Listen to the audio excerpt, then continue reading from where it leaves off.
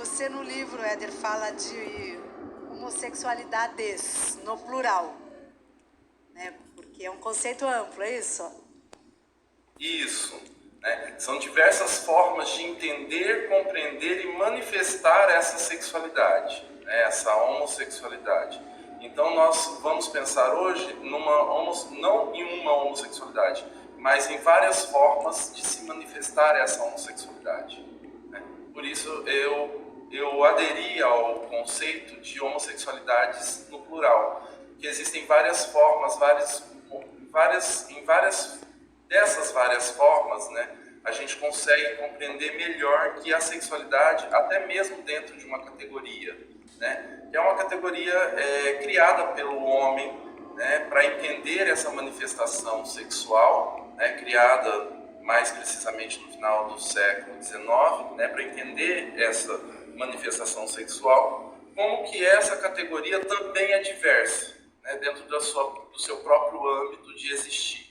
Né? Então existem várias formas de compreender essa sexualidade. Sim, é muito amplo, o ser humano é diverso, né? E você também, Éder, no livro, você faz um histórico, né? Desde a antiguidade, como é que foi ao longo do tempo a visão em relação às pessoas homossexuais.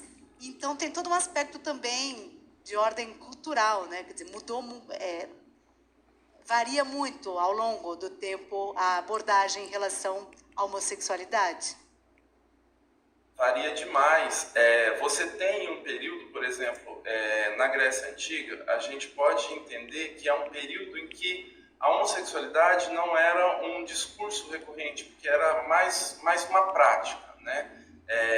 Um efebo, né? Ele tinha que ter um tutor, né? E esse tutor também tinha algumas condições sexuais mais livres. É óbvio que mesmo nessa cultura ainda existiam algumas questões, né, em relação à homossexualidade, como por exemplo, depois que esse efebo ficava grande, já acima dos 17, 18 anos, né, ele já não poderia mais ser um passivo, por exemplo, né? Ele tinha que entrar em outra categoria, né? Então existia sempre essas formas de manifestar. Você vai ver a proibição mesmo do que seria a homossexualidade, mas por volta da Idade Média até, por exemplo,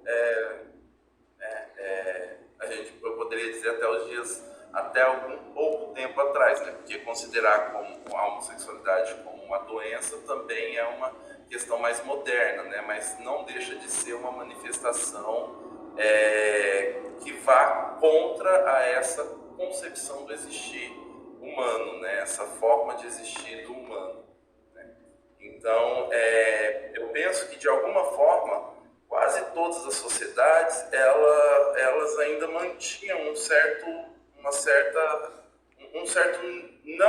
não discurso, né, para não manifestar essas composições sexuais, né, essas formas de manifestações sexuais, por conta das repressões, dos tabus, né. Melhor dizendo, não é um não discurso, porque o não dito ele também é dito de alguma forma, né? Ele acaba se tornando um segredo, né? Então, assim, nesse processo de construção, não é só não falar, né? Ela era reprimida até mesmo em algumas manifestações que, por exemplo, eu estou me perdendo aqui, mas é porque eu estou tentando encontrar um jeito de falar em que, assim, ela poderia até existir, como existiu, por exemplo, na década de 80, né? Era sempre um crime, né? Era sempre considerado ou doença, né? E quando ela está se manifestando com mais abertura, né, vem o que vai ser considerado vírus do câncer gay, né? Então ela é reprimida de alguma forma, essa sexualidade. Ela não é mais aceita socialmente, né? A AIDS, né?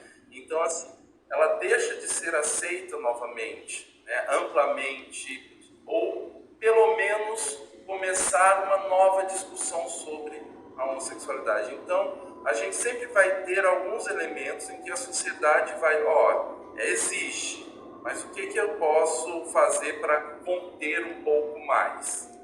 Né? Ou se pensar sobre isso, ou agir sobre isso, se manifestar sobre isso. Sim. Então,